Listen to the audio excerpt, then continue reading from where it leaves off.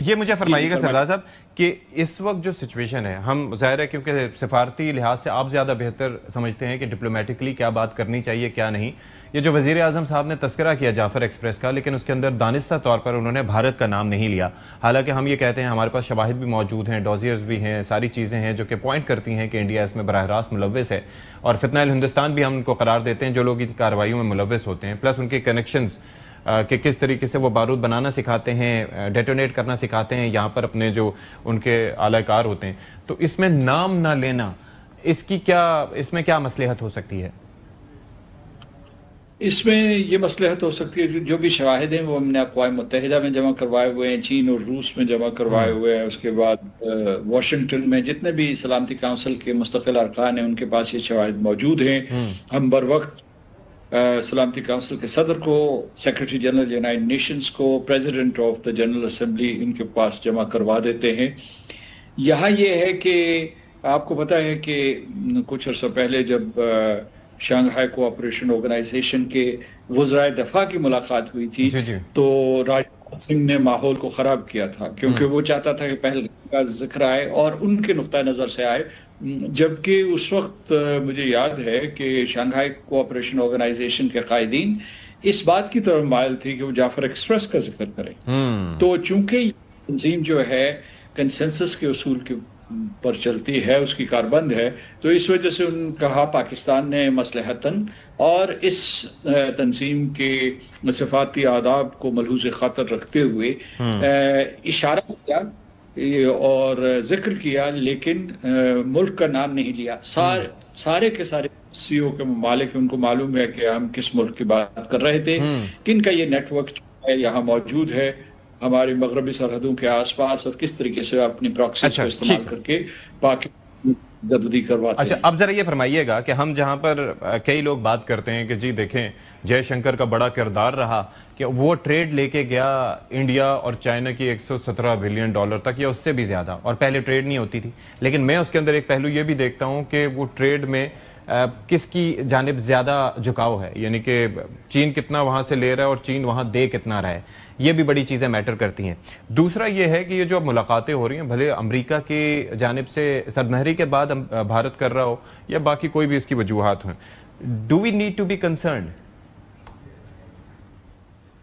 کہ پہلے تو میں ان کی تجارت کا اپنے مختصراً ذکر کر دوں. تقریباً ان کا حجم جو ہے تجارتی حجم 128 بلین کے قریب ہے، لیکن ہے وہ صرف 15 بلین کے قریب جو ہے برآمد کر سکتا ہے. باقی سارے کے سارے جو ہے 114 کے قریب یا کتنا جو ہے ادھر سے چین کی طرف سے آ رہا ہے. اس کا مقابلہ اگر آپ کر لیں امریکہ سے تو وہاں ان کا جو باہمی حجم ہے وہ 128 کے قریب ہے. اس میں امریکہ صرف جو ہے 41 بلین چیزیں جو ہے 41 بلین ڈالرز کی چیزیں بیچ سکتا ہے، جبکہ جو ہے وہ ہندوستان کا پلڑا وہاں بھاری ہے.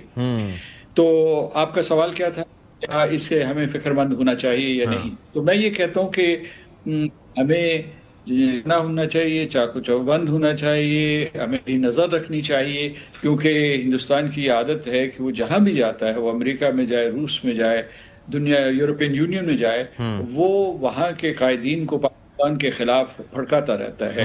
میں جب وہاں چین میں سفیر تھا تو اگرچہ اس وقت ہندوستان کے اور چین کے تعلقات کشیدہ تھے، اس کے باوجود وہ ہر بینک میں پہنچ جاتا تھا، وہ ایکسیم بینک ہو، بینک آف چائنا ہو، یا دوسرے جہاں بھی ہم قرضے لے رہے ہوتے تھے ان کے کان بھرنے کے لیے چلے کہ جناب آپ ایسا نہ کریں. خاص طور سے آزاد کشمیر اور گلگت بلتستان میں کہتے تھے کہ یہ متنازع علاقہ ہے، اور اسی طریقے سے ADB میں وہ چلے جاتے تھے جو ایشین ڈیولپمنٹ بینک ہے. تو جی تو اگر ان کو وہاں تھوڑے سے وقت کے لیے ہی رسائی اور پذیرائی ملی بیجنگ میں، تو وہ اس موقع ہاتھ سے گنوانے نہیں دیں گے. ابھی آپ ہندوستان کا سوشل میڈیا دیکھ لیجئے اور اس کے بعد جو ہے ان کے اخبارات دیکھ لیجئے، تو وہ ایک ایک نقطے کے اوپر نظر رکھے ہوئے ہیں. ہم کس طریقے سے ہاتھ ملا رہے ہیں، کس کو دیکھ رہے ہیں، کس کو body language, optics, every thing.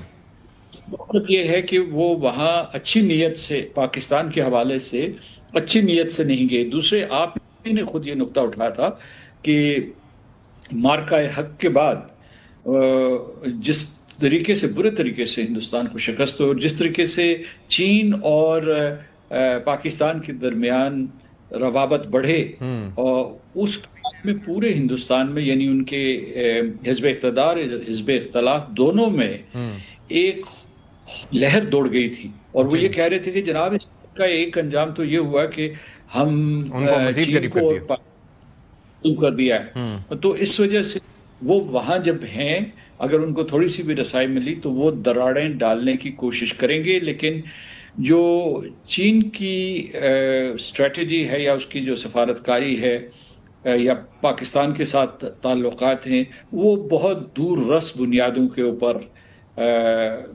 قائم ہے اور ہمیں کوئی نہیں ہے لیکن ویجیلنس اس سلسلے میں بہت ویجیلنٹ ہونا چاہیے. اچھا ایک اور چیز ہم ایک اور چیز کا بڑا تذکرہ کرتے ہیں. ظاہر ہے کہ پاکستان کو آپ دیکھ رہے ہیں کہ بڑے اس وقت کلائمیٹ چینج اور گلوبل وارمنگ کے خطرات کا سامنا ہے. ہمارا کاربن ایمیشن یا جو گرین ہاؤس گیسز کی ایمیشن ہمیں 1% سے بھی نیچے ہو لیکن ہم 10 متاثرہ ترین ملکوں میں شامل ہیں جو سب سے زیادہ امپیکٹڈ ہوتے ہیں. ابھی حالیہ صورتحال آپ دیکھ لیں کہ گلگت بلتستان سے لے کے کراچی تک ہم افیکٹڈ ہیں اور پلس انڈیا نے جو پانی بھی چھوڑا ہے اس کے بعد سیلاب کی تباہ کاریاں وہ جاری ہیں. وزیر اعظم صاحب نے اس کا بھی تذکرہ کیا. آپ کو لگتا ہے کہ اس تذکرے سے کوئی کیا اس کا امپیکٹ ہوگا یا کیا ہمیں فائدہ مل سکتا ہے کیونکہ نقصانات تو ہمارے اس بار بھی کافی زیادہ ہوں گے؟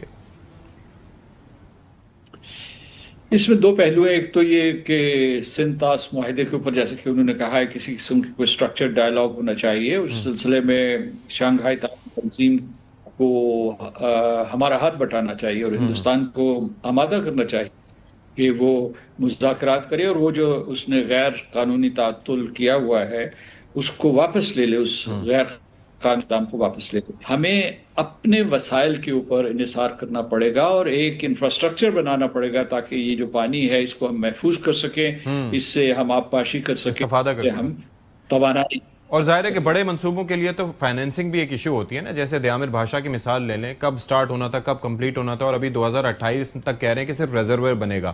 کالا باغ پہ کنسنسس نہیں ہو سکا لیکن یہ کہ رن آف دا ریور کافی چھوٹے پروجیکٹس بنائیں تو کم از کم اس کو ہارویسٹ کر سکیں اس پانی کو اور اس کو صحیح اپنا ہمارا جو سب سے بڑا آبپاشی کا نظام ہے دنیا کا اس کے ذریعے صحیح طریقے سے اس کو استعمال کر سکیں. ایم آئی رانگ سر؟ جی بالکل آپ درست کہہ رہے ہیں کہ جو ایک تو بڑے بڑے ڈیم ہیں لیکن ایک چھوٹے ڈیم بنانے چاہیے جو میرا خیال ہے کہ 2 میگا واٹ سے 10 میگا واٹ تک ہونے چاہیے اور ان کے پاس پانی کے ریزروارز ہونے چاہیے جو آبپاشی اور پاور جنریشن کے لیے استعمال کیے جائیں. ٹھیک ہے سر. سردار مسعود خان صاحب بہت شکریہ. آپ پروگرام سے فی الحال اتنا ہی. اشفاق اسحاق ستی کو اجازت دیجیے. اللہ حافظ ناصر.